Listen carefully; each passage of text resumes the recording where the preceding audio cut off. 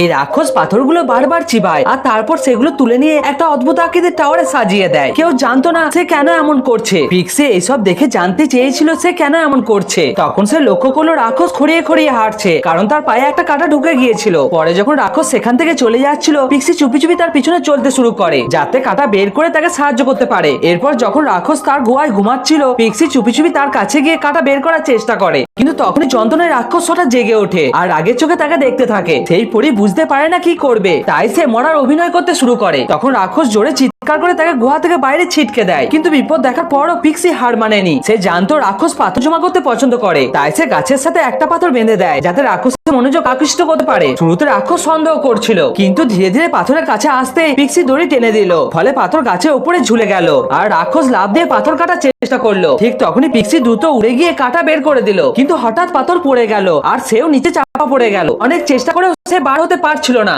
মনে হলো এবার রাক্ষস তাকে খেয়ে ফেলবে, কিন্তু আসলে রাক্ষস শুধু সেই পাথর নিতে চেয়েছিল। এরপর রাক্ষস তার থাবা চেটে দেখলো ব্যথা তো চলে গিয়েছে, কিন্তু পিক্সিকে ধন্যবাদ দেওয়ার বদলে সে অহংকার দেখে সেখান থেকে চলে গেল। পিক্সি বাড়ি চলেই যাচ্ছিল, কিন্তু তার জানার আগ্রহ আরো বেড়ে গেল, কারণ রাক্ষসের ব্যথা থাকা সত্ত্বেও পাথর কেন জমা করছিল। সে দেখলো রাক্ষস অ্যালোভেরা চিবিয়ে সেটা পাথরে থুকে দেয়, তারপর তার উপর আরো পাথর রাখে। পিক্সি তার কাজগুলো মনোযোগ দিয়ে দেখলো, কিন্তু রাক্ষসের এটা পছন্দ হলো না। তার বিশ্বাস অর্জন করতে পিক্সি তার লোম দিয়ে একটা কাপড় বানালো, তবুও রাক্ষস তাকে এড়িয়ে চললো আর তার শোবার ঘরে ভেঙে দিল। পিক্সি তার জন্য পাথর নিয়ে এলো, কিন্তু সে সেটা ফেলে দিল। তখন সে পিক্সির শরীর থেকে বের হওয়া জাদুকরি ধুল দেখতে লাগলো আর প্রথমবারের মতো নিজে তার কাছে এলো। সে পিক্সির জাদুকরি ধুল দেখে একদম খুশি হয়ে গেল। তারপর সেই পরি তার জাদুকরি ধুল দিয়ে পাথর জমাতে তাকে সাহায্য করতে শুরু করলো, আর এবার রাক্ষস তাকে আর মানা করলো না। যখন রাক্ষস পিক্সির তৈরি বিছানাটা দেখলো, তখন সে নিজে গিয়েও সেখানে শুয়ে পড়লো। এর থেকে বোঝা গেল যে এখন সে পিক্সিকে মেনে নিয়েছে। পরের সকালে দৈত্য যখন পিক্সিকে জাগালো, সে দেখলো টাওয়ার পূরণ হয়ে গেছে, কিন্তু ওই টাওয়ার আসলে ছিল কিসের জন্য?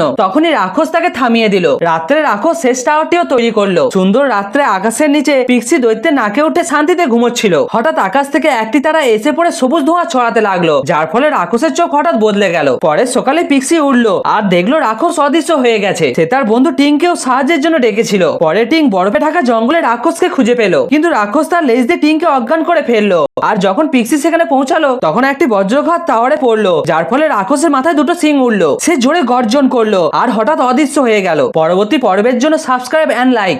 এই ছোট্ট ছেলেটা ছবি আঁকতে অনেক পছন্দ করত।